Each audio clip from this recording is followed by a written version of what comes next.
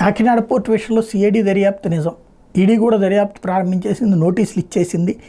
అట్లాగే 400 కోట్ల రూపాయల పైచీలకు డబ్బులు ఎక్కడి నుంచి వచ్చినాయి అని రాసేసింది, అడిగింది అన్నటువంటి పాయింట్ సమీకరించిన దాని మీద దర్యాప్తు చేస్తుంది అన్నట్టు వార్తని వీళ్ళు హైలైట్ చేసుకొచ్చారు. అయితే ఇప్పుడు అసలైనటువంటి పాయింట్ సాక్షి టచ్ చేసింది. ఈనాడు చెవిలో ఈడీ చెప్పిందా అన్నటువంటి క్వశ్చన్ని రైజ్ చేసింది. కాకినాడ డీప్ వాటర్ పోర్ట్లో వాటాల విక్రయం మీద ఈనాడు తన ఆక్రోశాన్ని మరోసారి వెళ్ళగక్కింది.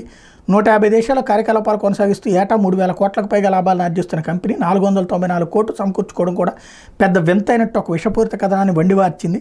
ఎన్ఫోర్స్మెంట్ డైరెక్టరేట్ చేస్తున్న దర్యాప్తు అంతా ఈనాడు చెవిలో చెప్తున్నట్టుగా 494 కోట్లు ఎక్కడి నుంచి వచ్చాయంటూ సోమవారం ఒక కథనాన్ని ప్రచురించింది. స్వయం ప్రతిపత్తి కలిగిన ఈడీ లాంటి సంస్థ దర్యాప్తు చేస్తున్న విషయాలే కాకుండా ఎవరిని ఎప్పుడు ఎలా విచారిస్తారు, వారిని ఏ ప్రశ్నలు అడుగుతారనే వాటిని కథనంలో ప్రచురించడం మీద పలు సందేహాలు తలెత్తున్నాయి. ఒకవేళ నిజంగానే విషయాలు ఇలా బయటికి చెప్తుంటే ఆ దర్యాప్తు ఎంత పక్షపాతంతో జరుగుతుందో అర్థం చేసుకోవచ్చు. లేదంటే ఈనాడు తన అజెండాకు అనుగుణంగా ఈడీ పేరుతో ఈ కథనాలను వండి వార్చి ఉండాలి. ఈ రెండిట్లో ఏది నిజమైనా ఈనాడు ఎవరి ప్రయోజనాల కోసం ఎవరి అజెండాకు డప్పు కొడుతుందో ఊహించవచ్చు అన్నటువంటి వార్తని హైలైట్ చేసింది. ఇది కరెక్టే. ఇంతకుముందు కూడా ఈనాడు, ఆంధ్రజ్యోతి వీళ్ళే ఒక ఎజెండాని అక్కడ సిబిఐ ఈడీలకు ఇచ్చినాయి. దానికి అనుగుణంగా వాళ్ళు దర్యాప్తు చేశారు. ఇప్పుడు కూడా అట్లాగూ దర్యాప్తు మీద ప్రభావితం చేసేటటువంటి రూట్లోనే స్టెప్ ప్రారంభమైంది.